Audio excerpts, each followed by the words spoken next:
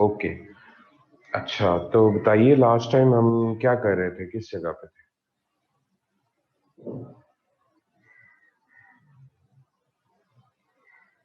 Earthquakes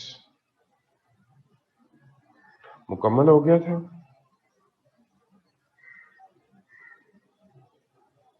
जी वालेकुम सलाम।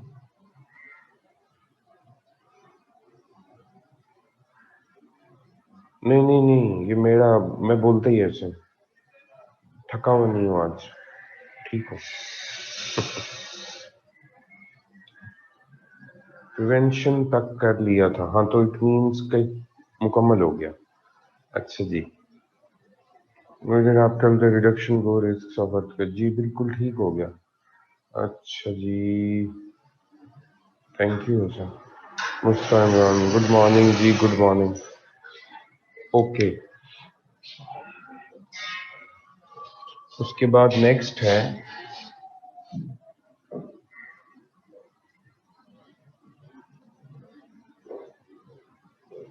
वुल्केनिज्म।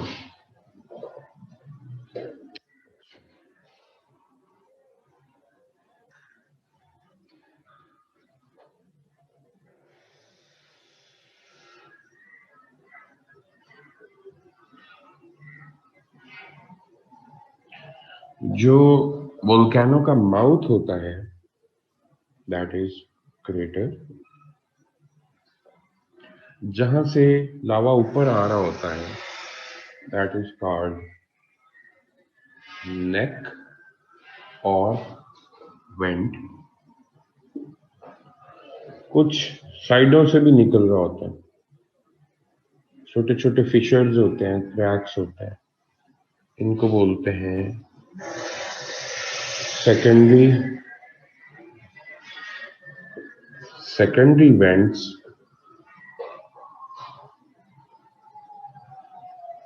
ठीक हो गया। अच्छा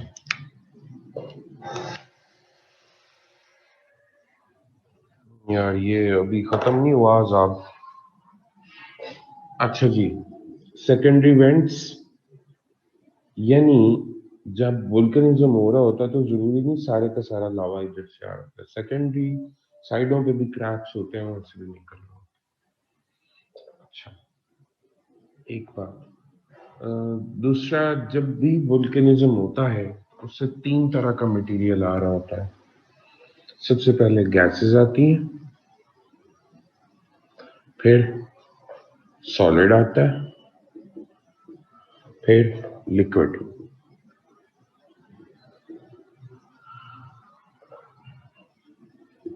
CO2, CH4, CO, H2S, कई गैसेस आ रही होती हैं। सॉलिड में दो चीजें आ रही होती हैं, ऐश और वोल्केनिक बॉम्ब्स।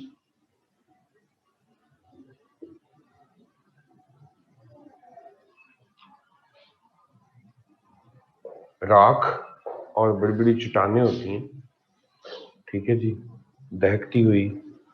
और वो जिस तरह कोई चीज आपने देखी हो, मंजनीक में डाल के जिस तरह कोई चीज बाहर फेंकी जाती है प्रोजेक्टाइल मोशन के साथ, इसी तरह से वोल्केनिज्म से भी इसी तरह से बड़ी बड़ी रॉक्स निकलती हैं और दूर दूर जाके गिरती हैं, उनको वोल्केनिक बॉम्ब्स कहते हैं।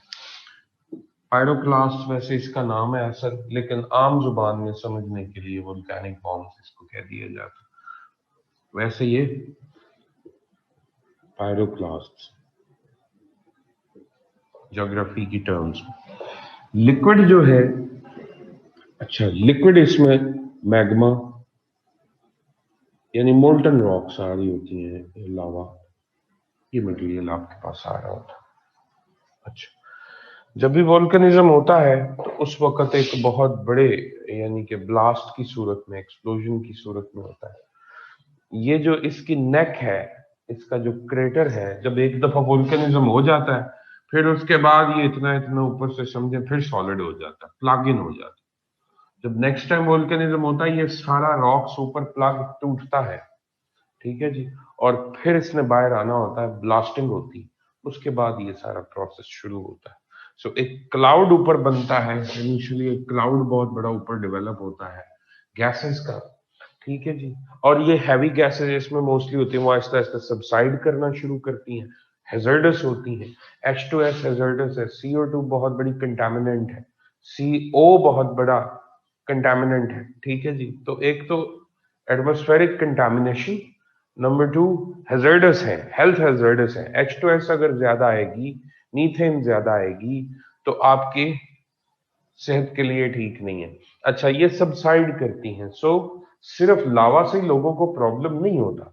जब वोल्केनिज्म होता है तो इन गैसेस से बहुत बड़ा मसला होता है, ठीक है जी।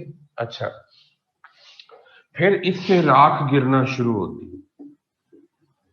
और सारा एरिया जो है उसके ऊपर आपको ऐश ही ऐश नजर आती है, विजिबिलिटी रिटार्ड हो जाती है, कम हो जाती है, गाड़ियों पे, सड़कों पे, घरों पे राख पड़ी होती है चारों तरफ। फिर अच्छा जी, उसके बाद फिर लावा फ्लोज शुरू हो जाते हैं। लावा दो तरह का यहाँ पे फ्लो कर रहा होता है।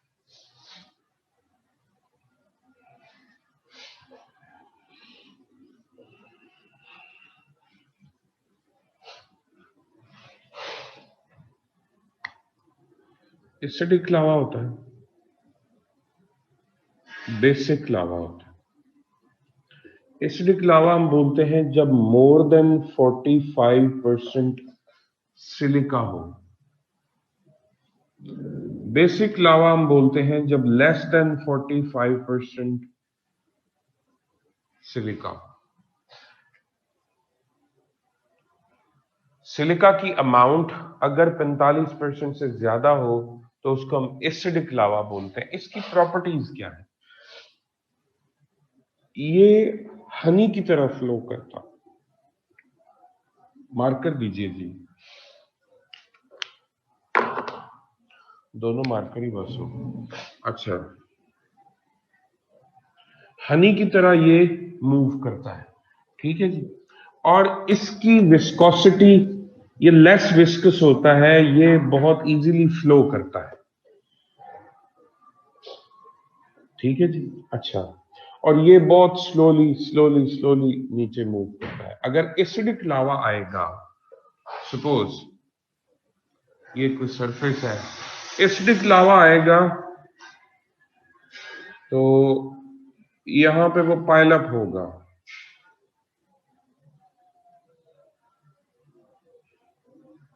हाइट गेन करेगा वोल्केनो। लेकिन अगर बेसिक लावा आएगा तो क्या सीन हो रहा होगा? बेसिक लावा क्या करता है? फ्लो की शीट्स बनाता है, हाइट नहीं गेन करेगा, ठीक है जी। अच्छा, मोस्टली जो ओशियानिक वोल्केनिज्म होता है, मिड ओशियानिक रिजेस के ऊपर जो लावा फ्लो होता है वो बेसिक होता है। और बेसिक लावा में मोस्टली केमिस्ट्री जो है वो बेसॉल्ट रॉक की होती है और इसको बेसॉल्टिक भी बोलते हैं। और एसिडिक में जो चल रही होती है दैट इज ग्रेनाइट, ग्रेनेटिक भी बोलते हैं। याद रख सके तो ठीक है, अदरवाइज नॉट एन इश्यू। हो गया बच्चों? अच्छा, दो तरह का लावा आ रहा होता है। इसके आगे जब ये लावा फ्लो करता है तो लावा के पाइलअप होने से जो डिफरेंट किस्म की शक्लें सामने आती हैं उनको भी नाम दिए जाते हैं। पिलो लावा फ्लोस, यानी कि तकिए बनाता है, बाहर आता है, जमता जाता है, इकट्ठा होता जाता है। इस तरह जिस तरह पिलोज होते हैं, तकिए होते हैं, उस तरह वो पाइलअप हो रहा होता। जी,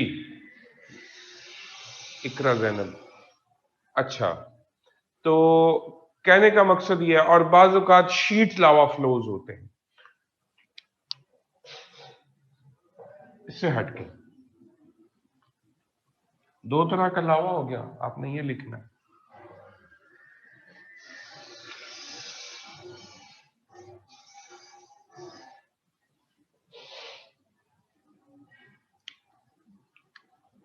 अब है types of volcano. Active volcanism होता है, डोरमेंट होता है, और एक्सटिंक्ट या डेड वोल्केनिज्म होता है। एक्टिव वोल्केनोज जो होते हैं टाइम एंड अगेन इरप्ट करते रहते हैं, टाइम एंड अगेन इनसे इरप्शन होती रहती है। जी बच्चे, you are right Usman Aslam. Basic is less viscous, viscosity का मसला है सारा। अच्छा, जो डॉर्मेंट होता है ऐसा वोल्केनो जो काफी देर से इरप्ट ना हुआ हो, ठीक है जी, पिछले 50 साल से, ठीक है जी, लेकिन किसी भी वक्त उसमें इरप्शन हो सकती है, आप उसको डेड डिक्लेयर नहीं करते, तो हम कहते हैं ये डॉर्मेंट है, ठीक है जी। अच्छा, एक्टिव वोल्केनिज्म आपको कहां मिलता है? एमओआर्स के ऊपर, मिड ओशियानिक रिजेस के ऊपर आपको मिलता है। इसके अलावा पैसिफिक रिंग ऑफ फायर में मिलता है,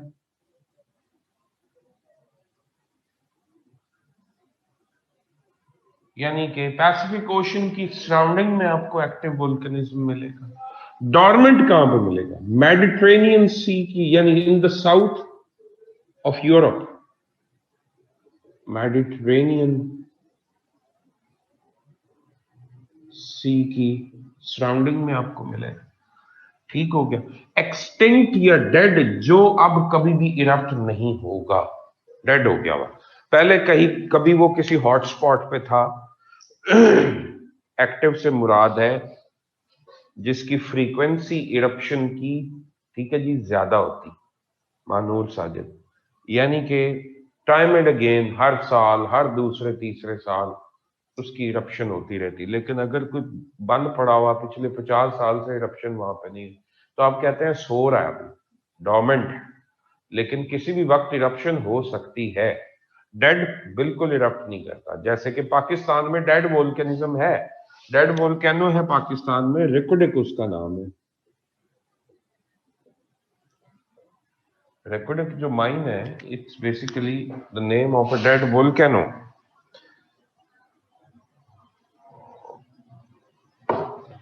इसी से लिंक्ड एक और याद रख लें, बड़ा फेमस है अमेरिका में, डेविल्स टावर।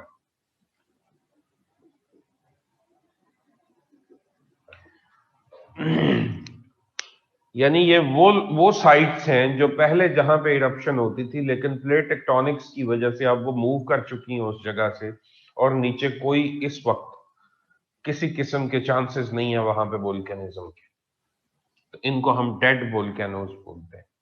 ये 3 टाइप्स आपने एक्सप्लेन करनी। कुछ बुक्स में या नेट पे आप कंफ्यूज होंगे, और टाइप्स में दे रहा होगा वोल्केनियन टाइप, विसुवियन टाइप, ठीक है जी, और फला फला फला, वो टाइप्स ऑफ इरप्शन है, आपका उससे लेना देना नहीं है, वो वोल्केनोज की टाइप्स नहीं है। वोल्केनिक इरप्शन जब होती है, इसकी कई तरह की किस्में होती है। लावा बाजू का थ्रेड, हेयर लाइक इस तरह हवा में उड़ रहा होता, ठीक है जी, और इतनी पतली पतली धारियां बनी होती हैं लावा की, बालों की तरह, ठीक है। फिर बाजुकात ये बहुत बड़े एक्सप्लोजन के साथ आता है, कभी एक्सप्लोजन कम होता है और सिर्फ फीचर से निकल रहा होता है। टाइप्स ऑफ इरप्शन है वो टाइप्स ऑफ वोल्केनिज्म नहीं है। टाइप्स ऑफ वोल्केनिज्म आपने ये तीनों ही कर। अच्छा जी,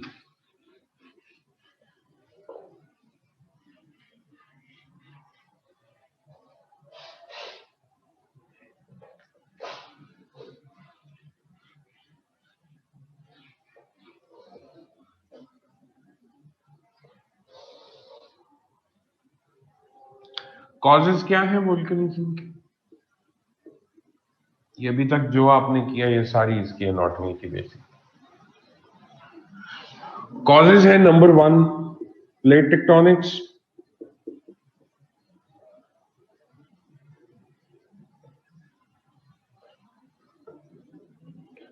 कन्वर्जेंट और डाइवर्जेंट मार्जिन पे होता है बस, कन्वर्जेंट एंड डाइवर्जेंट मार्जिन के ऊपर। कन्वर्जेंट की example Pacific ring of fire,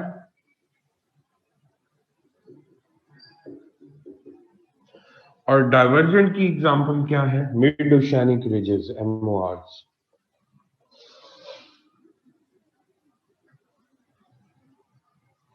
इसके अलावा एक और रीजन भी वोल्केनिज्म की, वो है हॉट स्पॉट्स।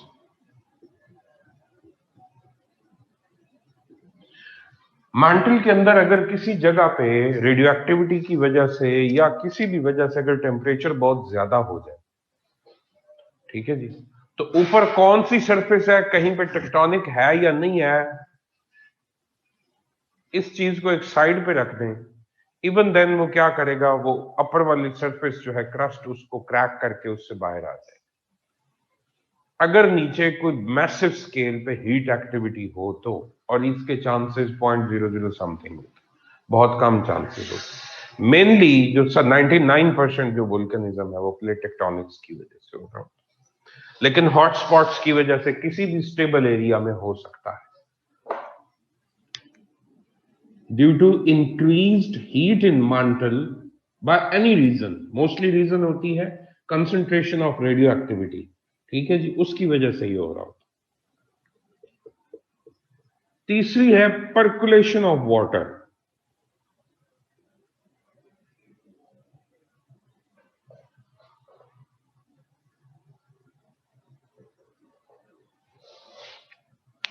अगर पानी पर्कुलेट कर जाए, सपोज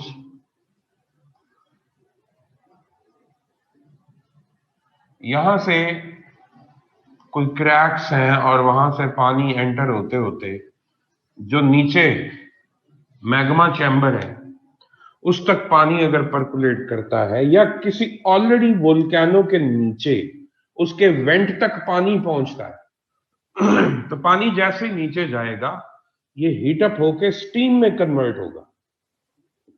स्टीम का वॉल्यूम ज्यादा है, जब इसका वॉल्यूम ज्यादा, जिस तरह टायर फटता है वही सूरत हाल हो जाए। इधर स्टीम के आने की वजह से ये वोल्केनिज्म जो है ये ट्रिगर हो जाए। अगर वोल्केनो नहीं भी है तो नीचे अगर पानी चला गया, इतना नीचे डीप पर्कुलेट कर गया है कि इट इज एंटरिंग इनटू किसी भी मैग्मा चैम्बर, या जो लिथोस्फेयर का लोअर पार्ट है यानी कि क्रस्ट का लोअर पार्ट है वहां तक पहुंचता है, तो ये भी ट्रिगर करवा सकता है वोल्केनिज्म को। तो ये तीन आप जो है इसकी कॉजेस इस तरह से लिख सकते हैं।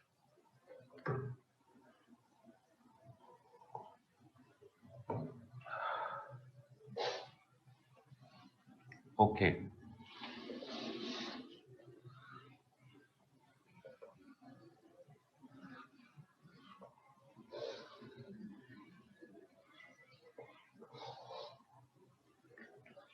इफेक्ट्स क्या है?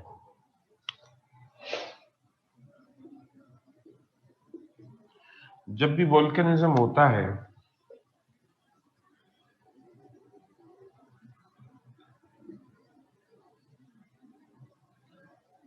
हैजर्डस गैसेस आती हैं जी, एक मसला। पोल्यूशन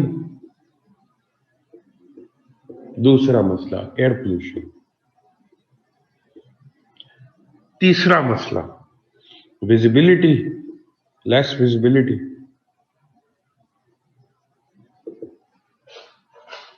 चौथा मसला, जब भी वोल्केनिज्म होता है वोल्केनिक बॉम्ब्स घरों पे आके गिर सकते हैं और उससे आग लग सकती है, घर टूट सकते हैं।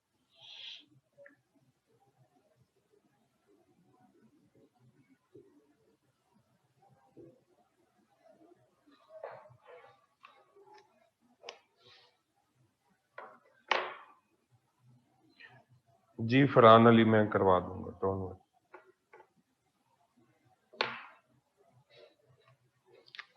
ये जरा लिस्ट बना लें फिर देखते हैं। वोल्केनिक बॉम्ब्स ये डिस्ट्रक्टिव हो सकते हैं। इसके बाद बड़ा हैजर्ड क्या है, वाइल्ड फायर हो सकती है। अगर कोई जंगल है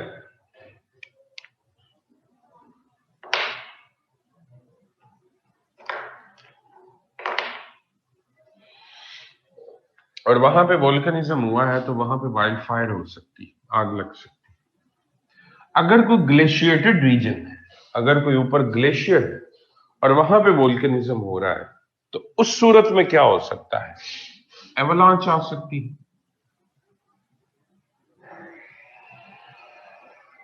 मेल्टिंग ज्यादा हो तो फ्लैश फ्लड आ सकता है।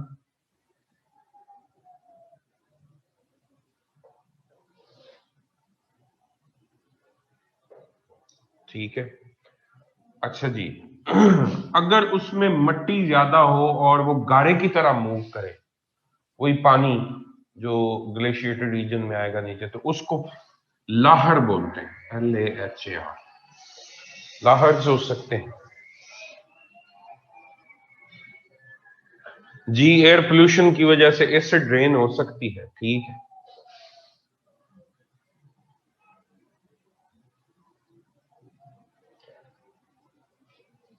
अर्थक्वेक्स आते हैं, लोकल अर्थक्वेक्स।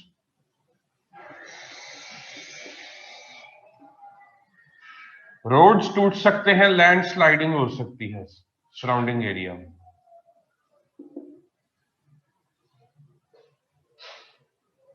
ठीक हो गया जी। फ्लैश फ्लड, एवलांच, लाहर, ये ग्लेशिएटेड रीजन के।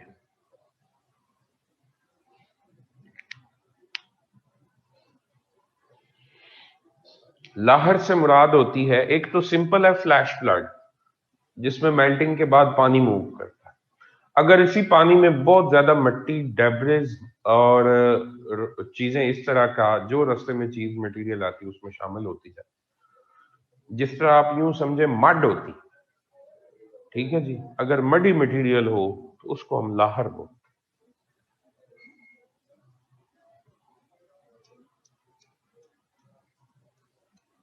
ठीक हो गया।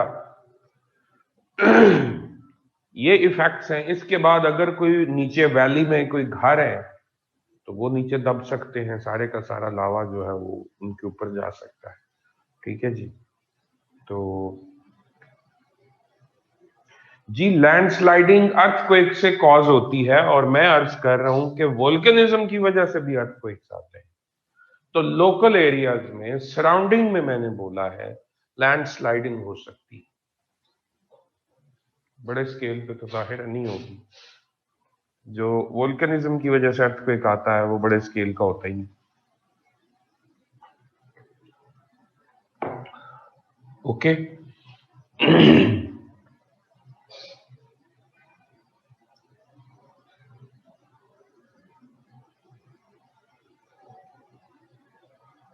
सर मे बी इरेलीवेंट हो ये बात, बट सर जो पॉम्पे में वोल्केनो इरप्शन हुई थी, वहां लोग कैसे सॉलिड हो गए? वो सारे के सारे दब गए थे जी उसके नीचे। फेमस स्टोरी तो यही है। ठीक है जी। वो वोल्केनिज्म हुआ एंड दैट वाज, मतलब कि सारे का सारा शहर गर्क हुआ था इसकी सूरत। ठीक है। और वो जहां जहां भागते भुगोते जैसे भी है, लेकिन they became under the volcanic bombs, और लोग मरे, और बाद में फिर लावा जो है उन्होंने उसको फिल कर दिया सारा कुछ। ये स्टोरी है वहां।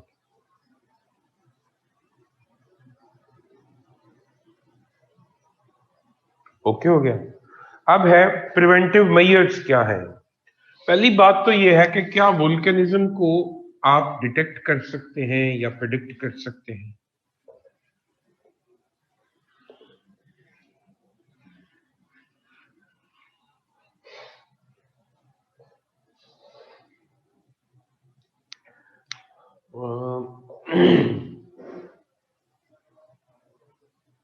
अच्छा जी, फरहान अली कजलबाश, परकुलेशन से मुराद है अगर पानी नीचे जाएगा। मसलन मैं आपको एक मिसाल देता हूँ।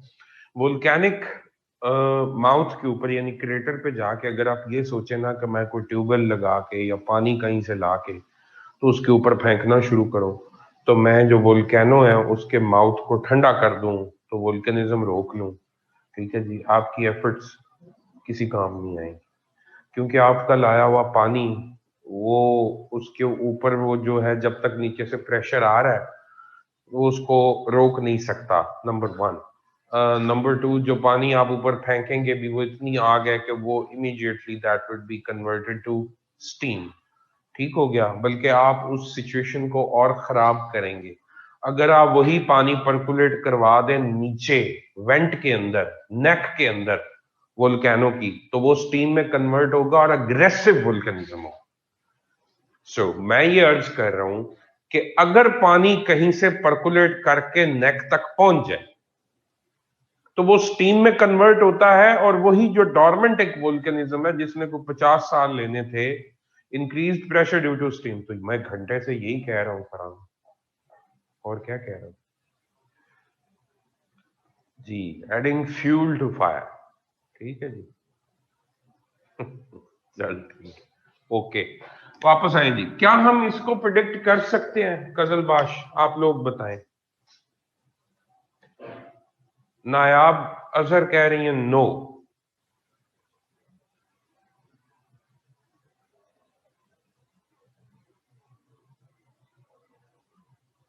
Not exactly, we can predict hot spots. देखिए जी, आप सब लोग ठीक कह रहे हैं, हम कोई एग्जैक्ट जो है वो प्रिडिक्शन नहीं दे सकते कि कल 12 बजे या परसों। हाँ, हम एरियाज आइडेंटिफाई कर सकते हैं कि ये रीजन्स हैं, ये एक्टिव वोल्केनिज्म के रीजन है, ये डोर्मेंट के हैं, ये एक्सटिंक्ट हो चुके हैं। हम एस्टिमेशन कर सकते हैं। उस एस्टिमेशन के नतीजे में हम लोगों को फोरकास्ट दे सकते हैं कि भाई ये किसी भी वक्त कुछ भी हो सकता है। लेकिन वोल्केनिज्म से पहले कुछ साइंस आते हैं जिनसे पता चलता है कि वोल्केनिज्म करीब है।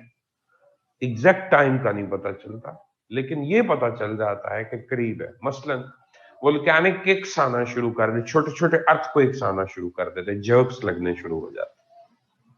Number one. नंबर टू, दूसरा मसला क्या डेवलप होता है? दूसरा मसला होता है सारा एरिया जो है वहां पे क्रैक्स के थ्रू, जो एरियाज हैं फ्रैक्चर्ड होते हैं, वहां से क्रैक्स के थ्रू गैसेस निकलना शुरू हो जाती और एरिया स्मेली होना शुरू हो जाता है। Number one. Number two. Number three, अगर कोई उसकी सराउंडिंग में लेक है वोल्केनो की, या कोई वहां पे सी है, या कोई भी वाटर बॉडी है, तो उसमें से बबल्स निकलना शुरू हो जाते हैं गैस के। तो जो लोग साइंटिस्ट हैं इसके, वो समझ जाते हैं कि हफ्ता, 10 दिन, 15, 20 दिन, महीना, 2 महीने, इससे ज्यादा का लेट का काम नहीं है, किसी भी वक्त इरप्शन हो। ये अपने सिग्नल्स भेजना शुरू कर देता है। एग्जैक्ट टाइम हम नहीं बता सकते, लेकिन इसके सिम्टम्स यानी गैस रिलीज, वोल्केनिक किक्स, ठीक है जी, और सराउंडिंग में जो वाटर बॉडीज अगर लेक्स हो तो उनका टेम्परेचर भी बढ़ जाता है। ठीक है जी, इन चीजों से हम अंदाजा लगा लेते हैं कि वोल्केनिज्म करीब है। एक बात। अब वोल्केनिज्म से बचने के लिए आप कर क्या सकते हैं? देखो भाई, आपके लिए बेहतरीन ये है कि आप वोल्केनिक रीजन्स को अवॉइड करें और वहां पे डिवेलिंग्स ना बनाएं। फर्स्ट ऑफ ऑल इस रिस्क को, इस हैजर्ड को वैसे ही एलिमिनेट करने की कोशिश करें, अपने आप को उस एरिया में एक्सपोज ही नहीं करें। अगर फिर भी मजबूरी है, जैसे जापान है, ठीक है जी, तो वो छोटा सा इलाका है, वो कहाँ जाए, they have to build, they have to live there. अच्छा, अब क्या करना पड़ेगा? फिर कई तरह के मतलब प्रिवेंटिव मेजर्स हैं जो आपको लेनी पड़ती है। फर्स्ट ऑफ ऑल आपको फोरकास्ट पे ध्यान रखना पड़ता है। ठीक है जी, आपके पास ब्रीदिंग अपरेटस होना चाहिए। आप डाउन द हिल्स यानी कि ऊंचे इलाकों में फिर घर बनाएं। जो वैलीज हैं वोल्केनिक, जो ऑलरेडी वोल्केनिक वेंट्स हैं, जो क्रेटर्स हैं, उनकी सराउंडिंग में नीचे वैलीज में घर ना बनाएं, कोई होटल्स ना बनाएं, रोड्स ना बनाएं, क्योंकि वो किसी भी वक्त टूट सकते हैं, उनके ऊपर लावा आ सकता है। अच्छा, अपर एरियाज जो लावा से ऊपर वाले यानी आपके वोल्केनो से ऊपर वाले इलाके हैं, वहां पे घर बनाएं। उसकी वजह एक और भी होती है, क्योंकि जब भी गैसेस निकलती हैं वो हैवी गैसेस होती हैं, मोस्टली सबसाइड करती हैं। H2S हैवी गैसेस सबसाइड करेगी, बहुत टॉक्सिक होती है। ठीक है जी, अगर 10 ppm आप 1 घंटे के लिए उसके जो है वो इनहेल कर लें तो डेथ हो सकती है। 10 पार्ट्स पर मिलियन फॉर 1 आवर, अगर 1 घंटे के लिए आप उसको इनहेल करते हैं तो आप अल्लाह को प्यारे हो सकते हैं, बड़ी जल्दी जन्नत में जा सकते हैं। H2S एक बहुत बड़ा हैजर्ड है। हाई लैंड्स के ऊपर रहने से आपको फायदा ये होता है कि आप एक तो हैजर्डस मोस्ट टॉक्सिक गैसेस जो हैं उनसे बच जाते हैं, ठीक है जी। और दूसरा, आप लावा फ्लोज से बचते हैं, ठीक है जी। तीसरा, फिर वहां पे जो आपने घर बनाने हैं वो इस तरह के हों कि वो जो लोकल अर्थक्वेक्स आते हैं उनको बियर कर सके, ठीक है जी। विजिबिलिटी के लिए, यानी अगर ऐश बहुत ज्यादा निकलती है, ठीक है जी, तो उसको क्लियर करने के लिए वाइपर्स और ये सारी चीजें रिक्वायर्ड होती हैं गाड़ियों के शीशों के ऊपर, घरों के ऊपर, हर। Sir, is it true that if yellow forest erupts majority of the west coast will be wiped out? जी बचे, ठीक है। तो यही मैं अर्ज कर रहा हूं कि कुछ वोल्केनोज इतने बड़े हैं कि वो बहुत बड़ा डायामीटर कवर करते हैं जब भी इरप्ट करते हैं। सो बेहतरीन हाल अवॉइड करना है, अदरवाइज हाईलैंड्स पे जाना पड़ेगा आपको।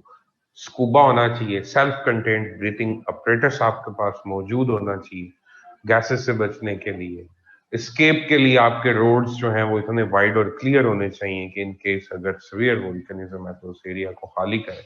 वोल्केनिक किक्स आ रही हैं तो आपको एरिया खाली करना पड़ता है, ठीक है जी। आपको अगर गैस लीकेजेस आ रहे हैं तो आपको एरिया खाली करना पड़ता है। अगर आप वहीं पे रुके हुए हैं तो फिर डिजास्टर मैनेजमेंट जो भी डिपार्टमेंट्स हैं फिर उनका रोल है आपको एरियली लिफ्ट करे, क्योंकि सड़कें टूट जाती हैं बाज़ औक़ात, ठीक है जी। और आपकी जो लैंडस्लाइडिंग की वजह से आपका उस एरिया से निकलना मुश्किल हो जाता है, ठीक है जी। और उस सूरत में फिर एरियली आपको लिफ्ट करना पड़ता है वहां से। सो अल्लाह आपका भला कर। इसके अलावा वोल्केनिज्म को रोकने के लिए हमारे पास अभी कोई टेक्निक नहीं है, ठीक हो गया। उसके बाद है सुनामी।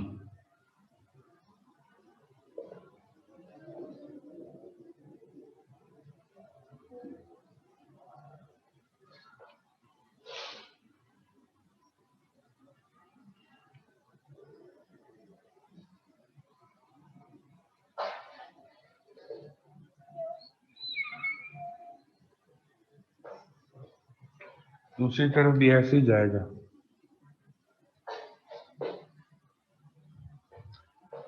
सपोज ये ओशन है और ये इसका फ्लोर है, तो ओशन फ्लोर के ऊपर ये कोस्ट है, ये शैलो वाटर है, ये आगे जाके डीप होता जाता है। कॉन्टिनेंटल प्लेन है, कॉन्टिनेंटल शेल्फ,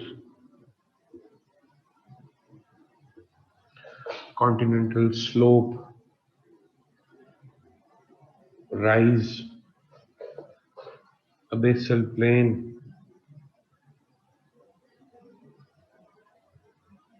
ट्रेंच।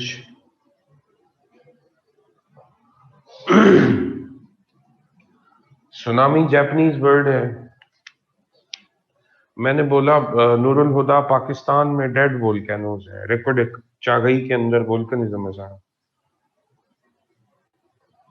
ये सैंडिक, रेकोडिक और पाकिस्तान के जो बलूचिस्तान का वेस्ट है ये सारा मैग्मेटिक और वोल्केनिक डिपॉजिट्स।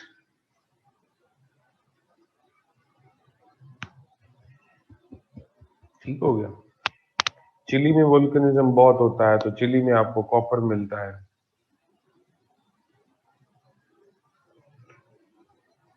ब्रीदिंग अपरेटस लिख लें बच्चे उसको।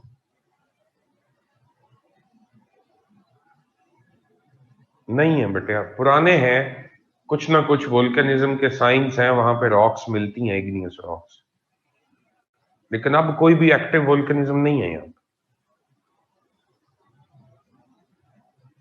जी Nayab Azhar, you are right, the rise is actually descending. बिल्कुल दुरुस्त बात। इसको एक्चुअली वो दूसरी तरफ से इसको मैयर करना शुरू करते हैं। शुक्र है इफ हिमालय इरप्ट्स, अल्लाह हाफिज टू वर्ल्ड। हाँ सही कह रहे हो। अच्छा जी, इधर आइए जरा। सुनामी देखें, वेव्स जो हैं उनकी कई किस्में हो सकती हैं। अगर छोटी छोटी ये जो वेव्स मैंने अभी बनाई है ऊपर पानी के ऊपर आपको जो नजर आ रही, इनको रिपल्स कहते हैं।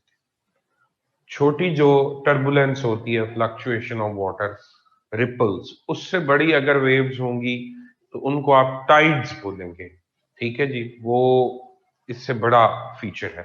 ठीक है जी। अच्छा, कई किस्में हैं। उसके बाद जो सबसे बड़ी वेव होती है जिसकी वेव लेंथ बहुत बड़ी होती है, ठीक है जी, और 100 किलोमीटर तक, 100 किलोमीटर से 1000 किलोमीटर तक उसकी जो है वेव लेंथ हो सकती है। वेव लेंथ किसको आप बोलते हैं? Crest to crest, trough to trough, ये जितना distance, this is wavelength. ठीक है जी। अच्छा, तो ये 100 किलोमीटर से 1000 किलोमीटर तक हो सकती है, लेकिन जो टाइड्स हैं उनकी सर्टेन मीटर हो सकती है। ठीक है जी, इतनी बड़ी वेवलेंथ नहीं हो सकती। सुनामी ये चीज है। ठीक है जी। सुनामी का और बाकी वेव्स का फर्क क्या है? सुनामी, नंबर वन, एक तो डीप ओशन में आपको नजर नहीं आती, ये नीचे से जनरेट होती है। ठीक है। बाकी टाइड्स हमेशा सरफेस पे होती है, एक फर्क। दूसरा फर्क, सुनामी की वेवलेंथ बहुत बड़ी होती, कोई कंपैरिजन ही नहीं। और बाकी वेव्स, टाइड्स हो या सिंपल एयर से बड़ी वेव्स जनरेट हो रही हो, ठीक है जी, तो उनकी वेवलेंथ इतनी बड़ी नहीं होती। दो फर्क। अच्छा, तीसरा फर्क क्या है कि ये जो है, अल्लाह आपका भला करे, ये जो सुनामीज है, ठीक है, इनकी हाइट 30 मीटर तक जा सकती है जब ये सरफेस तक पहुंचती है। 30 मीटर हाइट इनकी हो सकती है जब ये सरफेस पे पहुंचती है। टाइड्स की इतनी हाइट नहीं होती। अच्छा, डीप ओशन में अगर किसी जगह पे कॉजेज क्या है? सुनामी कहते हैं सबसे बड़ी वेव को जो किसी बहुत बड़ी डिस्टरबेंस की वजह से जनरेट होती है। अगर कोई बहुत मेजर अर्थक्वेक जनरेट हो,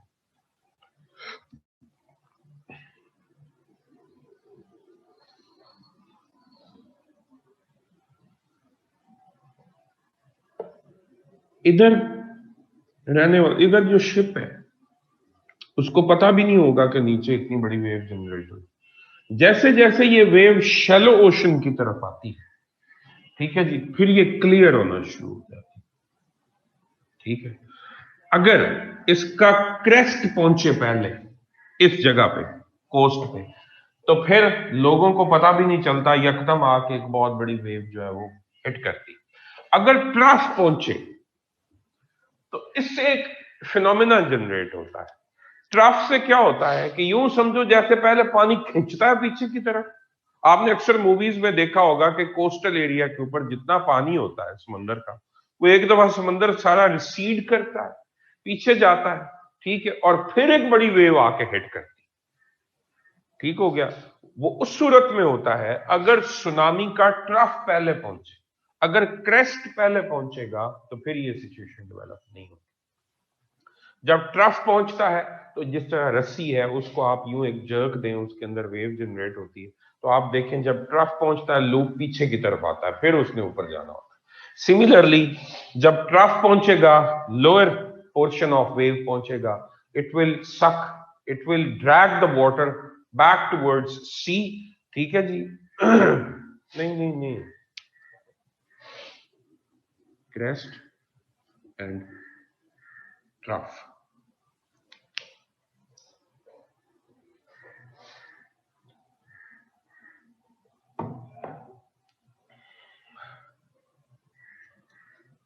डीप ओशन में अगर ये अपीयर भी हो यहां तक तो इसकी हाइट 2-3 मीटर तक होती, लेकिन कोस्टल एरिया तक आते आते it may gain the height of 30 metres.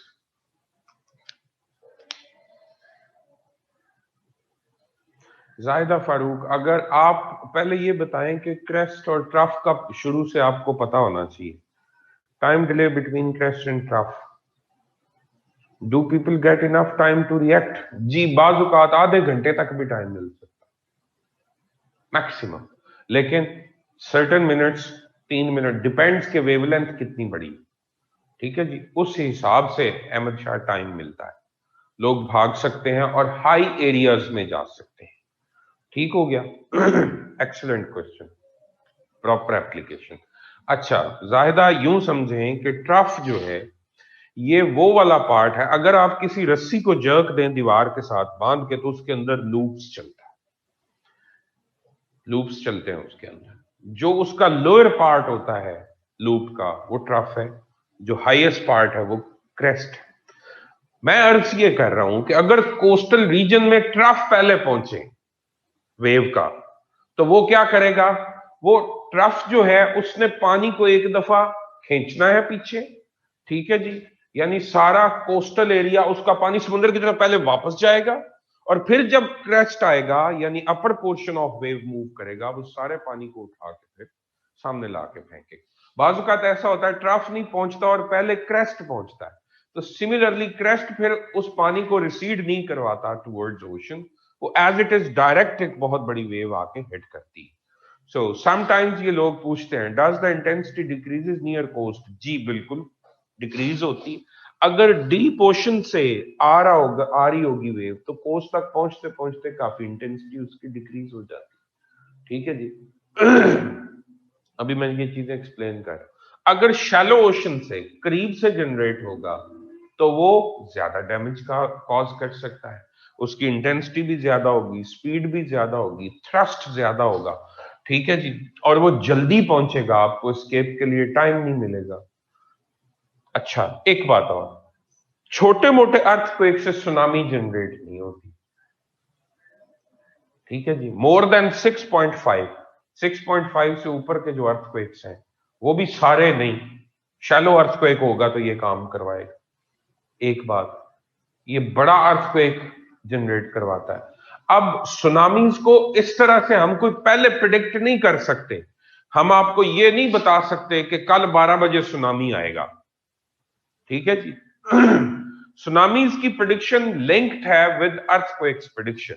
सो जैसे ही अर्थक्वेक आया सुनामी भी जनरेट हो गई, लेकिन अब आपको इससे बचने के लिए फोरकास्ट मिलना शुरू हो जाती क्योंकि अर्थक्वेक फौरन से डिटेक्ट हो जाता। ठीक है जी, अर्थक्वेक्स फौरन से डिटेक्ट हो जाते हैं। मसलन यूं समझें कि जैसे ही कजलबाश वेट, मैं आपको अभी इस पे भी एक्सप्लेन कर, अर्थक्वेक जैसे ही आएगा सिज्मोग्राफ पूरी दुनिया में लगे हुए हैं, वो डिटेक्ट करते हैं और बताते हैं फोकस ये है डीप ओशन में इतना दूर इस जगह पे अर्थक्वेक आया है और उसकी मैग्नीट्यूड ये है, लिहाजा उसकी वजह से क्या हो सकती है, सुनामी हो सकती है। सुनामी का अलार्म दे दिया जाता है कोस्टल रीजन के ऊपर। ठीक है जी, और फिर कोस्टल एरियाज को खाली करवा लिया जाता है। Is it okay? अच्छा, एक तो ये रीजन हो सकती है अर्थक्वेक की, अर्थक्वेक। दूसरी रीजन हो सकती है अगर कोई बहुत बड़ा मीटियोराइट आके हिट करे, कोई मीटियोराइट आके समुद्र में गिरे तो उस वजह से बहुत बड़ी वेव जनरेट हो सकती है। ठीक हो गया? और मीटियोराइट जब आके गिरेगा और ग्राउंड पे आके हिट करेगा उससे भी अर्थक्वेक जनरेट होगा और वो भी इमीडिएटली। अर्थक्वेक की कॉजेज में मीटियोराइट भी एक कॉज है, तो उससे जो अर्थक्वेक जनरेट होगा वो भी मेजर हो जाएगा। सो आपको चंद घंटे मिल जाते हैं शहर को खाली करवाने के लिए। ठीक है जी, डिपेंड्स कि वो कितनी दूर से आ रहा। 1000 किलोमीटर पर आवर तक इसकी स्पीड पहुंच सकती है। सो ये काफी तेज लहर होती है, पहुंचती है, कोई ऐसा नहीं, लेकिन डिपेंड्स कितना सफर है। बाजुकात इसको काफी ज्यादा 2000, 3000, 4000 किलोमीटर का डिफरेंस तय करके आना पड़ता है कोस्टल रीजन तक। तो आपको 3 घंटे 4 घंटे, अगर स्पीड स्लो है तो 10 घंटे 12 घंटे भी मिल सकते हैं। उस सूरत में फिर आप शहर को खाली करते हैं, अगर उसमें मौजूद ही है तो फिर हाई जो बिल्डिंग्स हैं उनकी छतों पे जाते हैं और फिर दुआ करते हैं कि वो बिल्डिंग ना गिर जाए कहीं। ये पूरे की पूरी वेव आके फिर कोस्टल एरिया को हिट करती है, फ्लडिंग होती है और पानी जो है वो आपके कोस्टल एरिया को इन्वेड करके बिल्डिंग्स जो है उनको क्रैश करवाना शुरू कर देता है। बहुत स्ट्रॉन्ग बिल्डिंग्स जो है वो स्टे कर पाती, गाड़ियां या जितनी आपकी चीजें खड़ी होती हैं रोड्स के ऊपर या शहर के अंदर वो तैर रही होती हैं। ठीक है जी, वो इकट्ठी होकर वो भी बिल्डिंग्स के साथ टकराती हैं, वो इस इम्पैक्ट को मैनिफोल्ड करती है, ठीक है जी। और उस सूरत में क्या होता है कि फिर बिल्डिंग ज्यादा गिरना शुरू हो जाती, डिमोलिश होती हैं, बहुत ज्यादा नुकसान होता है। जापान तकरीबन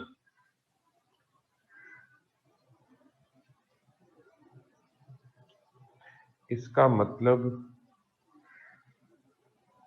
कराची में मल्टीपल वोल्केनोस, आइए मतलब divergent and convergent movements are the reasons.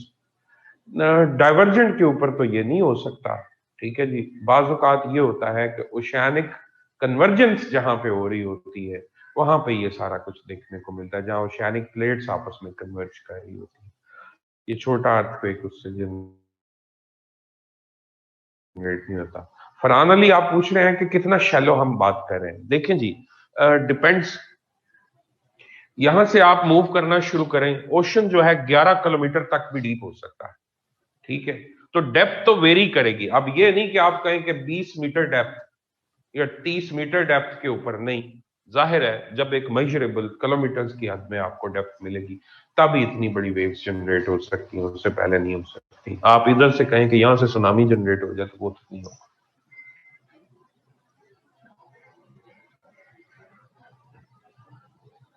Range of focal area पूरे का पूरा कोस्टल एरिया, मसलन 2004 वाला जो सुनामी, ठीक है जी, जो इंडियन ओशन के अंदर आया है, सुमाट्रा और पूरा इंडोनेशिया, मलेशिया, ये सारे जो रीजन्स थे उन सबको हिट किया उसने, ठीक है। डिपेंड्स, कोई फिक्स रेंज नहीं कि कितने किलोमीटर्स तक, 500 किलोमीटर्स डाया को कवर करेगा, 1000 किलोमीटर डाया को कवर करेगा, डिपेंड्स कि कितना बड़ा सुनामी। ठीक हो गया। ऊपर किसी ने कराची के बारे में कोई बात की थी, मोहम्मद अमीर हमजा, आप क्या कहना चाह रहे हैं? इसका मतलब कराची में मल्टीपल सुनामी आई है, ये कहना चाह रहे हैं आप?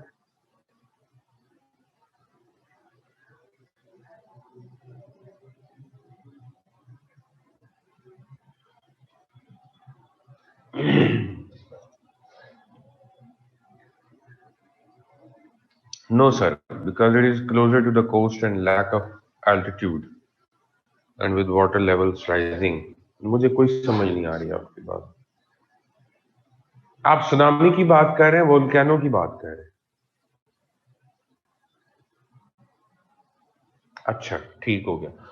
अच्छा जी, एक रीजन मैंने आपको बताई, अर्थक्वेक कॉज है। दूसरा है कोई मीटियोराइट आके गिरे। तीसरा कॉज है जो आपने लिखना नहीं, वैसे सुन लें, ये जो स्लोप है इसके ऊपर जो मट्टी रेत आती है वो डीप ओशन में यहाँ पे डिपॉजिट, इसको हम बोलते हैं टर्बिडाइट्स।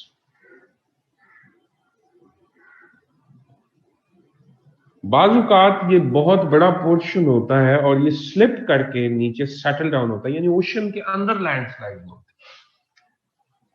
उसकी वजह से सुनामी जनरेट हो सकती है। लेकिन ये आपको बुक्स में नहीं मिलेगा, आपने इसको कोट नहीं करना।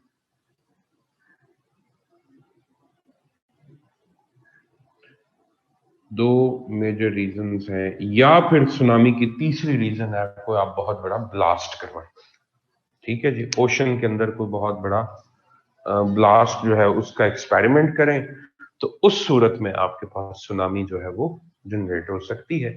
अब इफेक्ट्स क्या हैं? सुनामी से फ्लडिंग होती है, सुनामी से बिल्डिंग्स गिरती हैं, सुनामी से लोग मर सकते हैं, ठीक है जी। सुनामी की सूरत में इकोनॉमिक लॉसेस बहुत ज्यादा होते हैं। अच्छा, दुनिया में सबसे ज्यादा इसको फेस करता है जापान, ठीक है जी। जी हो सकता है, बिल्कुल हार्प के साथ आप लिंक कर सकते हैं, क्योंकि हार्प के थ्रू उन्होंने अर्थक्वेक्स जनरेट करवाया। 2004 वाला सुमाट्रा वाला जो सुनामी था उसका भी इल्जाम लगा था अमेरिकन के ऊपर कि ये इनकी कोई साजिश है, ये इन्होंने खुद एक्सपेरिमेंट किया। अच्छा, सो अपार्ट फ्रॉम एवरीथिंग, ये जो जापान से गाड़ियां आती हैं, ड्रोन कार्स होती हैं, सुनामीज के अंदर डूबी हुई गाड़ियां होती हैं मोस्टली, वहां से लोग लॉट की सूरत में उठाते हैं और इधर लेके आते हैं। सो जापान आए दिन सुनामीज जो है उनको फेस करता है। सुनामी की फोरकास्ट यानी जो अलार्म्स हैं उनको फॉलो करें, कोस्टल एरियाज को खाली करें, हाईलैंड्स की तरफ मूव करें। ठीक है जी, यही आपके पास हल है, एस्केप करें उस एरिया को। सर न्यूक्लियर सबमरीन भी कॉज हो सकती है सुनामी की, अगर कोई एक्सपेरिमेंट वो करे तो जरूर हो सकती। सिंपल सबमरीन से तो कुछ नहीं होगा। ठीक हो गया।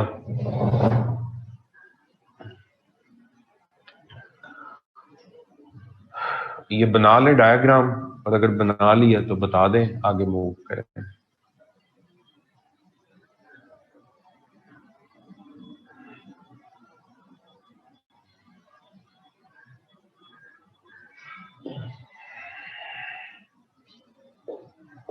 ओके जी।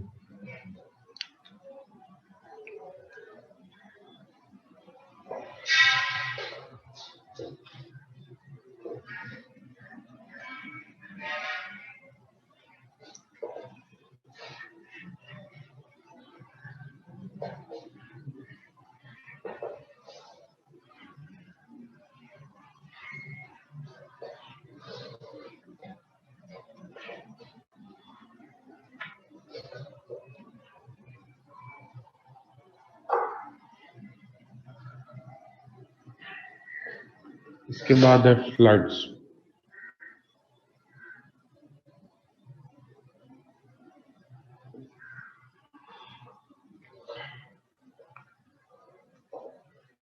ड्राई लैंड के ऊपर पानी का आ जाना, जहां पानी नहीं होता अमूमन, फ्लडिंग कहलाता।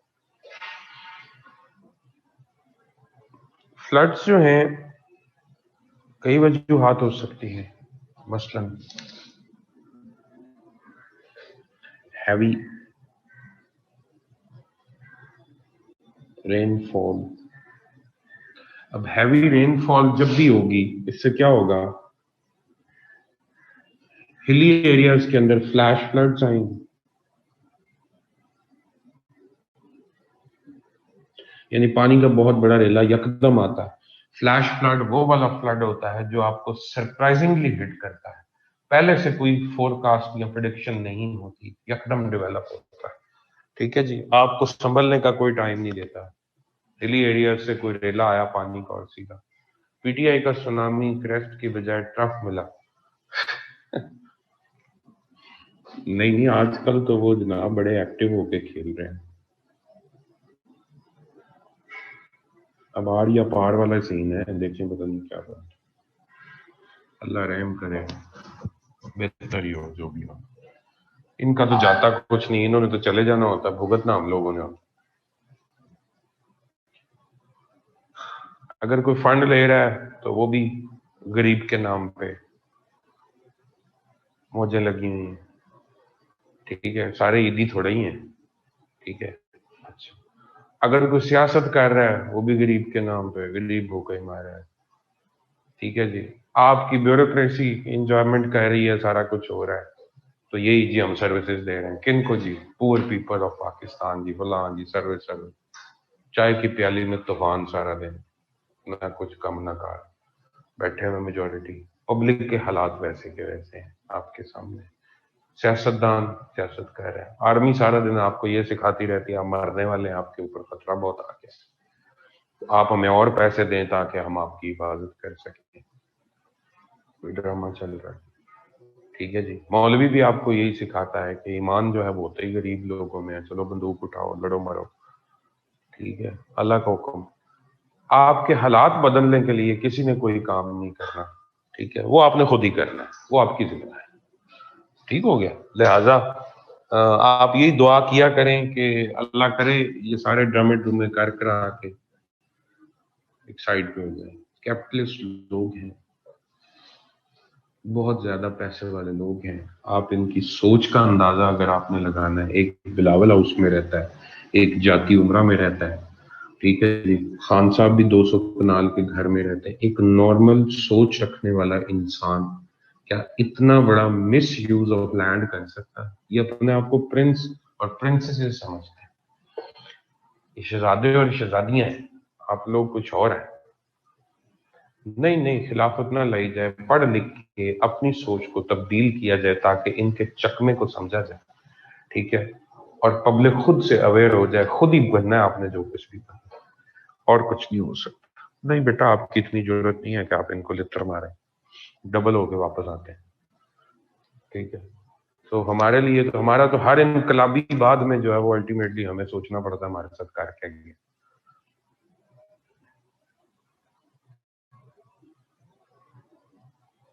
जी बिल्कुल सही बात है, इंटेंशनली लोगों को, बहरहाल ये बहस और तरह निकल जाएगी। ये टॉपिक लगते तो इंटरेस्टिंग है, बस 2 मिनट ही बात करनी चाहिए इन पे, ज्यादा नहीं। फ्लैश फ्लड्स बच्चे डेवलप होते हैं जब हैवी रेनफॉल आती है हिली एरियाज के अंदर, माउंटेनियस रीजन्स के अंदर,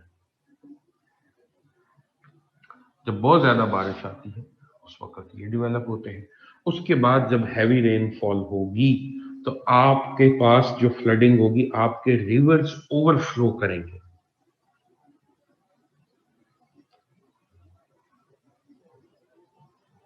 प्लेन एरियाज के अंदर, चनाब, इंडस, ठीक है जी, रिवर ओवरफ्लो प्लेन एरियाज के अंदर होता है, ठीक है जी। और इसके पीछे भी हैवी रेनफॉल है। हैवी रेनफॉल पाकिस्तान में कब होती है? मॉनसून में।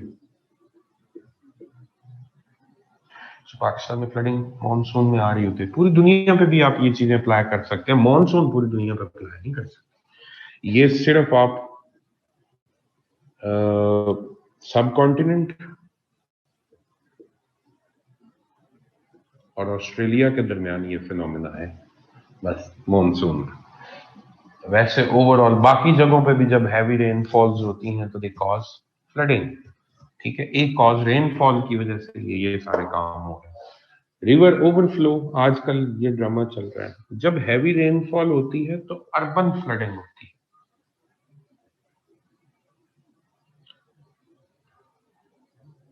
शहरों के अंदर पानी खड़ा हो जाता है। कराची में अर्बन फ्लडिंग हुई इस दफा, ठीक है? अमेजोन क्या है फिर? अमेजोन इक्वेटर के ऊपर है जी, तो अमेजोन मार्शी लैंड है। तो अमेजोन के अंदर आपको जितना मिल रहा है इस वक्त, रेनफॉल मिलती है, वो इक्वेटोरियल रीजन की वजह से। इक्वेटर के ऊपर डेली बारिश वाला सीन होता है। नूरुल हुदा,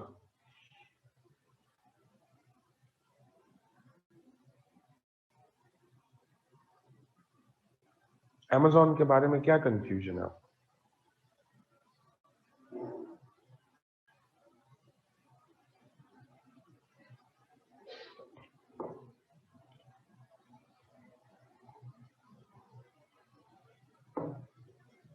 चले आप लिखिएगा, मैं आगे मूव करता हूं।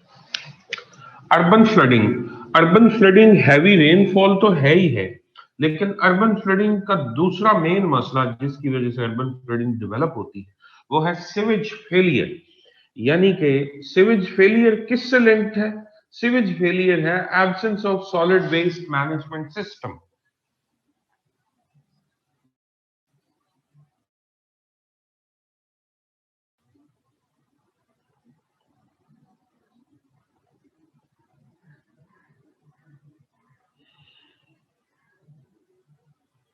सॉलिड वेस्ट को आप मैनेज नहीं करेंगे, प्लास्टिक्स पड़े हैं, कूड़ा करकट पड़ा है, आपके तमाम जो पानी के मूव करने वाले, जी मैं अभी करता हूँ सबा खान। अच्छा, वो सारे नाले बंद हैं कराची के, चोक हुए हैं, प्लास्टिक्स बहुत ज्यादा है, प्लास्टिक का यूज बहुत ज्यादा, और उसकी वजह से ये सारा अजाब पड़ा हुआ। अर्बन फ्लडिंग, रिवर ओवरफ्लो से मुराद है जब बारिशें ज्यादा होती हैं तो उस वक्त दरियाओं में पानी ज्यादा आता है, तो आपके जो बैराजेस होते हैं उनकी कैपेसिटी कम होती है। मसलन 5 लाख क्यूसिक है किसी की, 8 लाख क्यूसिक है किसी की, 10 लाख क्यूसिक है। तो जब पानी इससे ज्यादा आता है तो बैराज के टूटने का खदशा होता है।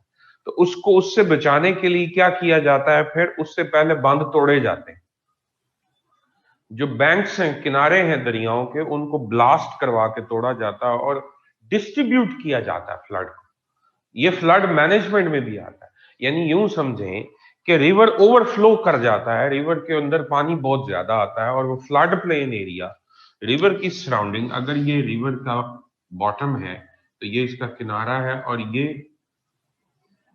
ये फ्लड प्लेन है। रिवर पहले अमूमन अगर यहाँ पे चलता है तो जब बारिशें ज्यादा होगी यहाँ पे, रिवर ओवरफ्लो अगर करेगा तो आपके सारा फ्लड प्लेन एरिया जो है वो अंडर वाटर हो सकता है। ये फ्लड प्लेन होती है, बेला जिसको कहते हैं।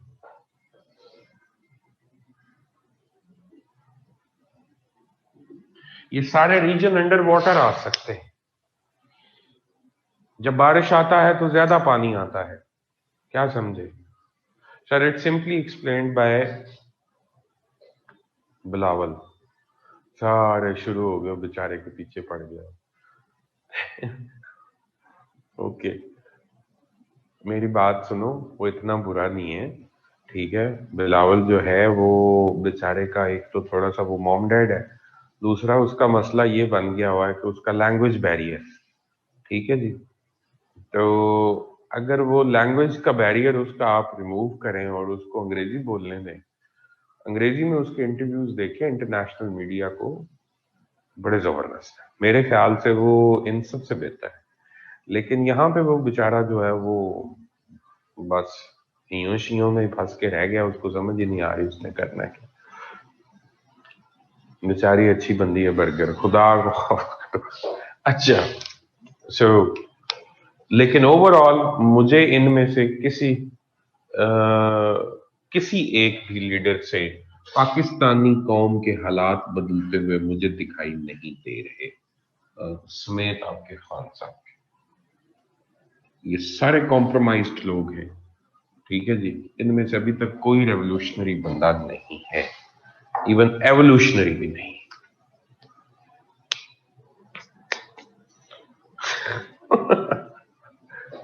शेख रशीद हो सकता है जी, हो सकता है। मैं कोई सपोर्ट नहीं कर रहा, बट डोंट कॉल नेमिंग इस तरह नहीं करें। बिलावल भी बिल्कुल उसी फ्यूडल कल्चर का एक पार्ट है। ब्रिलियंट माइंडसेट ही हैज, उसका इंटरव्यू देखा था विद बीबीसी।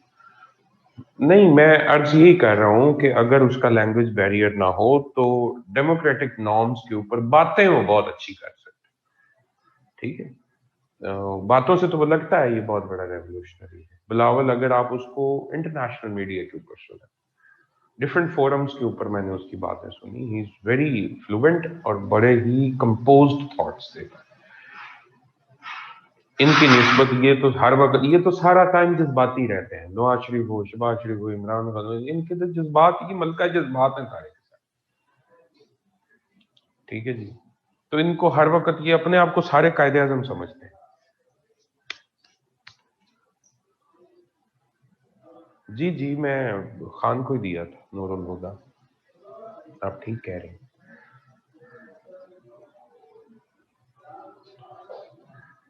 सर, शेख साहब और बिलावल मिल के कुछ कर सकते हैं मुल्क का। तू इधर आओ और ध्यान से फ्लड को समझ, बाहर आ जाओ। अच्छा जी, बड़े तेज चस्के लेने के लिए हर वक्त दिया। अच्छा जी, इसके बाद अर्बन फ्लडिंग हो सकती है अगर आपका सॉलिड वेस्ट मैनेजमेंट का जैसे कराची में सिस्टम नहीं है, आपका सीवेज सिस्टम चोक होता है और उसकी वजह से अर्बन फ्लडिंग होती है। इसके अलावा फ्लड जो आप देखते हैं वो किस सूरत में हो सकता है? इसके अलावा फ्लडिंग है, ये जो फ्लैश फ्लड्स हैं, ये सिर्फ हैवी रेनफॉल से नहीं आते। फ्लैश फ्लड वोल्केनिज्म की वजह से अगर ग्लेशियल मेल्टिंग हो तब भी हो सकता है। फ्लैश फ्लड से मुराद है पानी का एक बहुत बड़ा रेला जो डाउन द स्लोप मूव करता है। ये ग्लोबल वार्मिंग की वजह से, अगर ग्लोबल वार्मिंग हो रही है उसकी वजह से मेल्टिंग का रेट बढ़ गया, उसकी वजह से भी फ्लैश फ्लड्स ग्लेशिएटेड रीजन्स के अंदर डेवलप हो सकते हैं। ठीक हो गया? अच्छा, तो ये हो गया। उसके बाद है कि हैवी रेनफॉल के अलावा फ्लडिंग कौन सी चीज है जो कॉज कर सकती है? वो है कोस्टल इन्वेजन।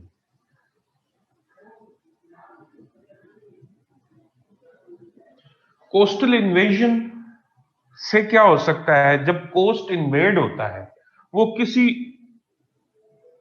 सुनामी की वजह से हो सकता है, वो साइक्लोन की वजह से हो सकता है। Coastal invasion sea level rise की वजह से हो सकती है, continuous, slowly, gradually, but sea invade कर रहा होता है। Sea level rise due to global warming. ठीक हो गया। अच्छा, कोस्टल इन्वेजन इन वजूहात की बिना पे, अगर सुनामी आ जाए तो फ्लड आएगा, साइक्लोन आ जाए तो फ्लड आएगा, सी लेवल राइज हो रहा है, ठट्ठा और बदीन का एरिया वाटर लॉक्ड हो चुका हुआ है, मालदीव सारा जा चुका है इसके नीचे सी लेवल राइज की वजह से। Is it okay?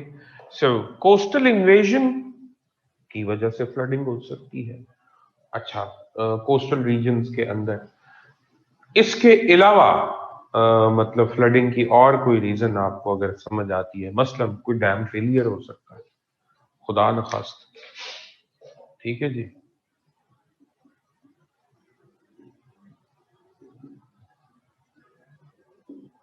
Dam failure की वजह से बहुत बड़ा एरिया अंडर वाटर आ सकता है। ठीक हो गया। ये कॉजेज हैं फ्लडिंग की। अच्छा, मोस्ट कॉमनली जो फ्लड्स देखने में आते हैं वो ये वाले, ये कॉमन नहीं है, कभी कभार ये कॉमन है, ये हर साल इनका खदशा होता है। इंडिया जब पानी खोल देता है तब भी फ्लड का डेंजर होता है, तो वो हैवी रेनफॉल की वजह से खोलता है, मानसून में खोलता है। ठीक हो गया। अच्छा,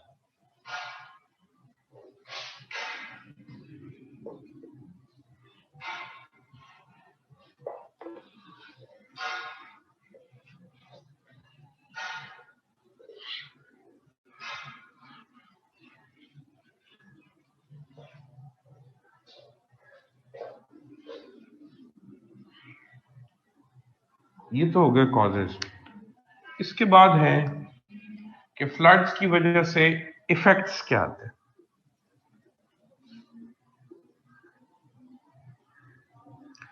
फ्लडिंग होगी तो सबसे पहला इफेक्ट क्या है? इकोनॉमिक लॉसेस होंगे, घर गिर सकते हैं, रोड्स टूट सकती हैं, पुल टूट सकते हैं। ठीक हो गया जी।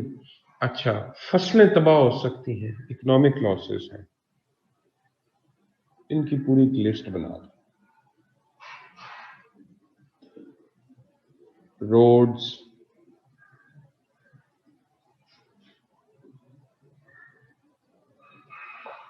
Bridges,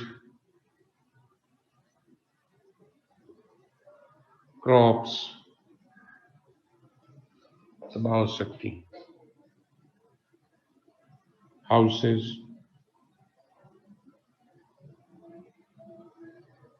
live stock.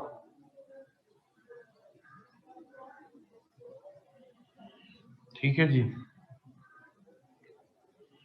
Human beings, होमोसिपियंस, deaths हो सकती हैं।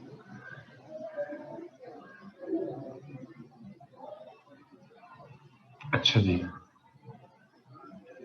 ये जब भी फ्लड आता है लोग पानी में फंस जाते हैं, फसलें, जानवर, घर गिरते हैं, पुल टूटते हैं, रोड्स टूटती हैं, ये सारा कुछ आपके सामने होता है। इसके अलावा जब भी फ्लड्स आते हैं, एक तो लैंड या सॉइल इरोजन होती है,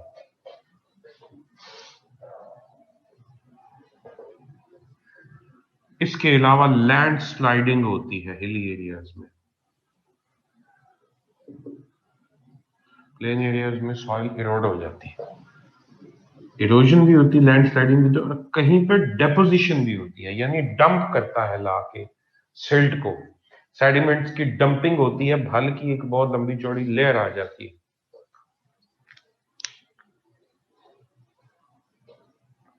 ये सिचुएशन की कॉजेज भी हो सकती हैं। कैसे? सिल्टेशन की कॉजेज भी हो सकती हैं। सिल्टेशन किसकी बात कर रहे हैं? हाँ, तो सिल्टेशन तो होती है, सेडिमेंटेशन। जब भी फ्लड आता है, ये सिचुएशन डेवलप, उसके बाद अंडरग्राउंड वाटर कंटेमिनेशन होती है।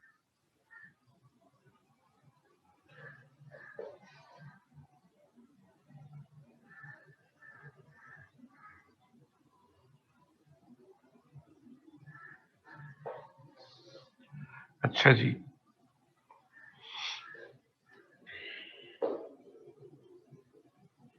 हिली एरियाज में दरियाओं के किनारों पे घर, होटल्स, हट्स, ब्रिजेस वो टूटते हैं। वो खैर इसी में सारा डिस्कस होता है। अंडरग्राउंड वाटर कंटेमिनेशन हो जाती है। उसके बाद अ, बहुत ज्यादा मॉस्किटोज मॉस्किटोज बहुत ज्यादा आते हैं, स्नेक्स बहुत ज्यादा आते हैं। मॉस्किटो बाइट बहुत बढ़ता है, स्नेक बाइट बढ़ता है। अच्छा, पानी साफ पीने का अवेलेबल नहीं होगा, डिजीजेज आती है।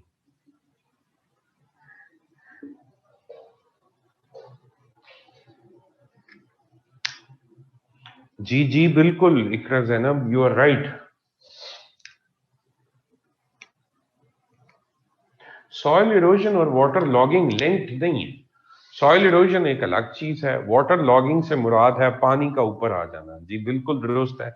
जब भी फ्लडिंग होती है तो जो वाटर टेबल है वो ऊपर आ जाता है, उसको आप वाटर लॉगिंग बोलते हैं। मसलन ठट्ठा और Badin in the south of Sindh water logged region है, अब सारे का सारा। अच्छा, can we mention loss of marine life? जी, जब फ्लडिंग होगी सुनामी की वजह से, बाकी उससे बहुत सारी मैरीन लाइफ जो है वो लैंड पे आ जाती है और खत्म होती है। बिल्कुल लिख सकते हैं, लॉस ऑफ मैरीन लाइफ, दुरुस्त बात है। और sir, is it okay to know only the names of these effects और do we have to know them in more detail? बच्चे थोड़ी बहुत लाइनें, दो दो लाइनें तो लिखनी पड़ेंगी ना इनकी। इस तरह जान तो ना छुड़वाएं आप, सिंपल हेडिंग्स ना बनाएं। ठीक हो गया? अच्छा, और देखें अगर वो फ्लड पूछेगा तो या इफेक्ट पूछेगा या कॉज पूछेगा, कोई एक चीज पूरे पूरे फ्लड के ऊपर नोट नहीं देगा। सो इसलिए मैं ये चंक और ये जो आपको पोर्शन वाइज करवा रहा हूं, पीछे रीजन यही है कि कुछ भी पूछ ले। फ्लड आया इस दफा पाकिस्तान में, इसलिए ज्यादा खप रहा हूं। इसलिए एक ही रिक्वेस्ट आप लोगों से करता हूं कि मैं थोड़ा सोच समझ के पढ़ाने की कोशिश करता हूं। आप भी मेहरबानी किया करें, इन चीजों को वैसे एब्जॉर्ब किया करें कि आपका एक जनरल आपकी अंडरस्टैंडिंग इतनी होनी चाहिए कि किसी भी अगर जेनेरिक क्वेश्चन आता है तो आप उसको क्राफ्ट कर सकें। Do we have to study smartly? The book is so detailed, it is almost overwhelming. जी जी बिल्कुल, आपको स्मार्ट स्टडी ही करनी पड़ेगी।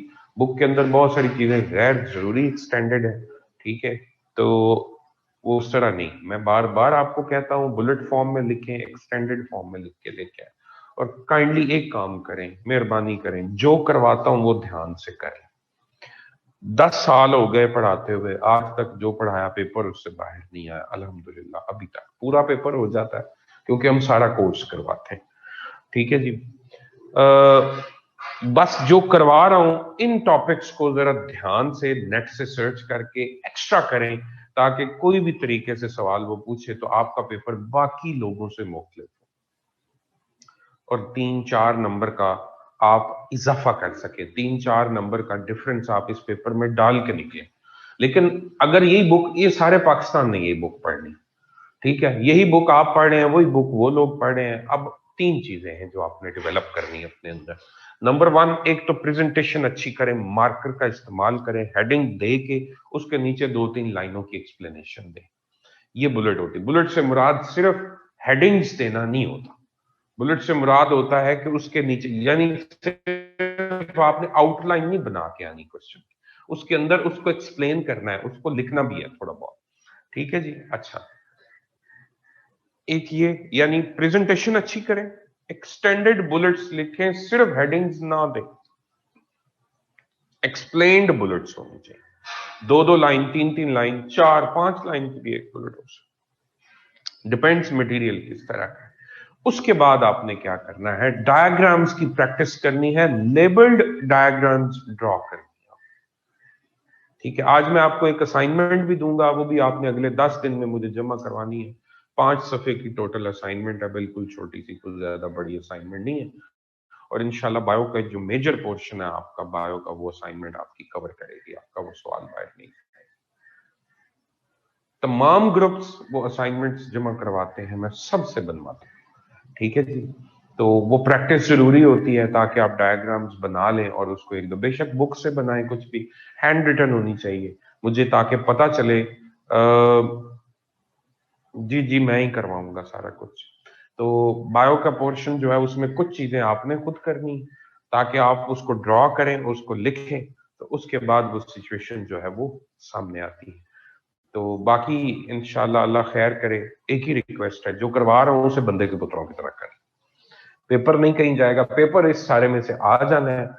जिसने अच्छे तरीके से किया होगा, आप 20 टॉपिक बुरे तरीके से कर लें, 15 टॉपिक अच्छे तरीके से कर लें, पेपर 15 में से भी बन जाता है। जिसने अच्छे तरीके से किया होता है वो मार्क्स आगे ले जाता है।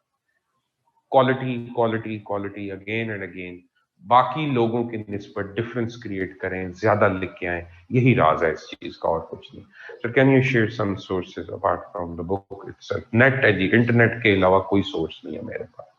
मैंने ना कभी नोट्स बना के दिए हैं बच्चे, ये बुक ऑलरेडी नोट्स, इनमें से क्या शॉर्ट करना है ये बता। ठीक हो गया, तो बाकी इंटरनेट, अदरवाइज इंटरनेट भी नहीं यूज करना, ये बुक भी इनफ है। मेरे लेक्चर्स हैं, your डिस्कशंस हैं, उनको ज़हन में बिठाएं और रिक्रिएट करें। अच्छा जी, तो असाइनमेंट लिखना लें पहले। ओके, ये हो गया।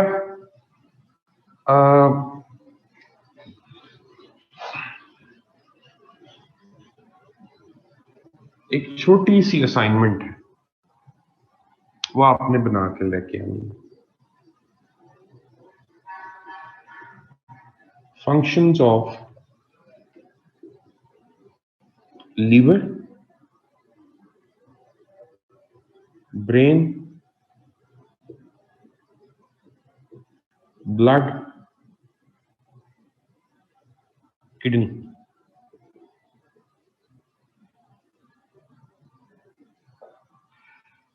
बुलेट फॉर्म में मिनिमम 12-12, 13-13 आपने फंक्शंस मुझे इनके बना के देने, जिसके 15 बनते हैं 15 बना, 20 बनते हैं 20 लिखने, बुलेट फॉर्म में। ठीक है जी, एक आपका ये क्वेश्चन है,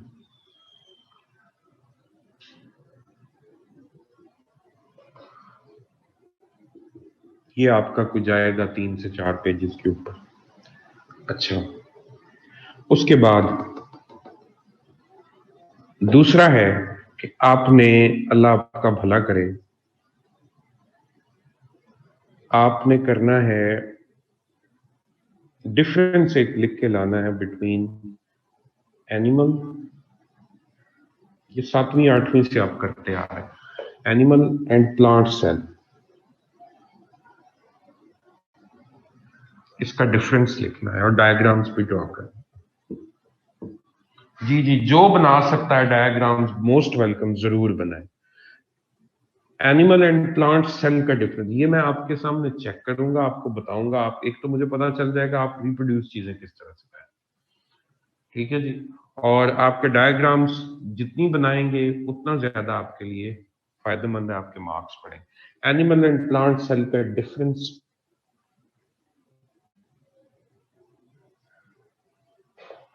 नोट लिखने हैं आपने, नोट ऑन एंटीबायोटिक्स, इनसे रेजिस्टेंस क्या होती है, एंटीबायोटिक्स का मिस यूज क्या होता है, एंटीबायोटिक्स की केमिस्ट्री या कॉम्पोजिशन नहीं लिखनी आप, एंटीबायोटिक डेफिनेशन। इसके अलावा एंटीबायोटिक्स जो है इनके इस वक्त मिस यूज क्या है, एंटीबायोटिक्स कब खानी चाहिए, एंटीबायोटिक्स जो है अगर कोई एक्सेसिव ले रहा है तो उसके नुकसान रेजिस्टेंस की फॉर्म में क्या हो रहा है, मेडिकल साइंस को इसका क्या चैलेंज है कि अगर बैक्टीरिया रेजिस्टेंस जनरेट कर जाएगा तो क्या होगा। ये एक पूरा नोट आपने बना के लेके आना। और प्रिवेंटिव मेजर्स क्या है, कब खानी चाहिए एंटीबायोटिक्स, इनका कोर्स पूरा करना चाहिए, ठीक है, उससे पहले नहीं छोड़नी चाहिए। ये बातें हैं, जेनेरिक बातें हैं, मुझे कोई मेडिकल साइंस नहीं इसके ऊपर आपसे चाहिए। एंटीबायोटिक्स पे नोट,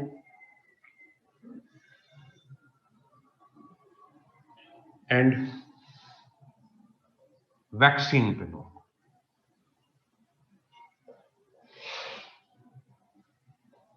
दस दिन है आपके पास, विद इन 10 days।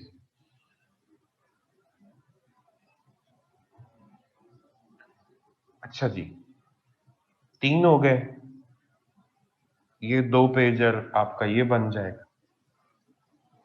और एक आपने लास्ट क्वेश्चन है, प्लांट एंड एनिमल किंगडम की क्लासिफिकेशन।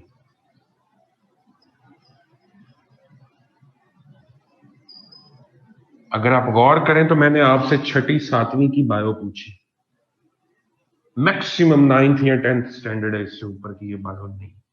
ठीक है जी, कोई जिन लोगों ने बायो नहीं पढ़ी उन्होंने अपने लिए हवा नहीं बनाना इस चीज को। देखिए मेरी अर्ज सुने, 5 नंबर का सवाल हो चुका हुआ बच्चे। अब इस तरह सवाल नहीं बनता, right and note on digestive system, respiratory system, excretory system, blood circulatory system, ठीक है जी, प्लांट एंड एनिमल किंगडम। अच्छा, इस तरह से अब सवाल नहीं पूछा जाता, पूरा पूरा सिस्टम नहीं पूछा जाता। सवाल बताता हूं आपको पिछले सालों से क्या आ रहा है। सवाल आएगा, liver is the chief chemist of your body, discuss, यानी फंक्शंस ऑफ लीवर पूछे गए। ठीक है जी, किडनी आपकी बॉडी के अंदर एक स्टेन का काम करता है, यानी छलनी का काम करता है, प्यूरिफिकेशन का काम करता है, इसके ऊपर डिस्कशन करें, फंक्शंस ऑफ किडनी पूछ रहा। ठीक है, what do we need to mention in animal and plant classification? This is one topic that have never studied। ओहो क्या हो गया, प्लांट किंगडम के अंदर आपने फिश नहीं पढ़ा, बर्ड्स नहीं पढ़े, मैमल्स नहीं पढ़े, ठीक है, वही बताने। इनमें से कोई एक टॉपिक भी 7th या 8th स्टैंडर्ड से ऊपर का नहीं है, इसलिए आपने इस पे नहीं डरना। और मुझे आपने इसके अलावा डायग्राम्स बना के देनी है ह्यूमन आई की,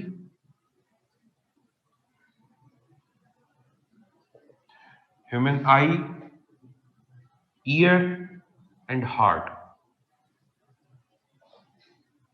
इसकी डायग्राम्स आपने बनानी है। बल्कि आई और ईयर जो है, इनके एक एक, हर फंक्शन का एक एक, हर पार्ट का एक एक फंक्शन देना है, one function of each part. और हार्ट जो है, इसके साथ आपने क्या करना है, हार्ट के साथ आपने मुझे बना के देना है ब्लड का सर्कुलेटरी, जो ब्लड सर्कल है।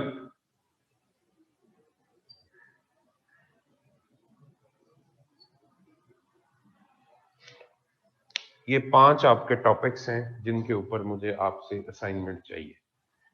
ये मेडिकल जर्नल से तो डाटा ना उठाना शुरू करें, और नहीं खुदा को खौफ करें। बेसिक लेवल पे ये बिल्कुल बुनियादी छोटी छोटी चीजें हैं, ये वही आपने करनी। लेकिन कोशिश करें कि आसान जुबान में जितना ज्यादा लिख सकते हैं वो लिख के लाएं, और सबसे शेयर करें एक दूसरे के साथ। और ये यूं समझे आप सबकी एक कलेक्टिव एफर्ट है, आप सबके कलेक्टिव नोट्स हैं जो आप लोगों ने तैयार करने। गंदी डायग्राम जो भी आएगी मैं कांटा मार दूंगा उसके ऊपर, मैं एक्सेप्ट नहीं करूंगा और दोबारा बनवाऊंगा। Do we submit it to our class invigilator directly to you? देखें, आप एडमिन को दे दें, ठीक है जी, नहीं भेज सकते व्हाट्सएप कर दें, कुछ भी कर दें, और फिर मुझसे पूछें क्लास में कि सर मेरी असाइनमेंट चेक हुई कि नहीं हुई, पीछा करें और उसके ऊपर रिमार्क्स लें। ठीक है, बहुत सारी असाइनमेंट्स होती हैं, मुझे भी भूल जाती हैं, बाकी ग्रुप्स की भी आई होती है। ये बिल्कुल आसान है और ये आपने करना है, 10 दिन है आपके पास। ठीक हो गया, वैसे तो ये 1 घंटे का काम। डन।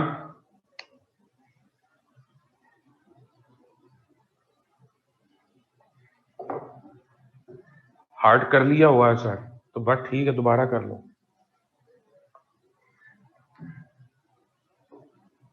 जी जी बस।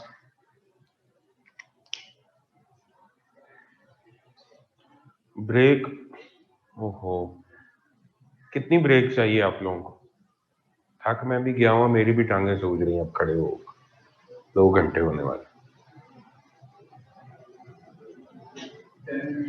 बच्चे अगर जाहिदा अगर आप बना सकते हैं तो बेस्ट है, ना भी बने तो ब्रेन की डायग्राम जरूरी नहीं है, ठीक है जी। लिवर की बना लें, किडनी की बना लें, इन दोनों की तो जरूर दे दें। ब्लड और ब्रेन की क्या डायग्राम बनानी, ठीक है।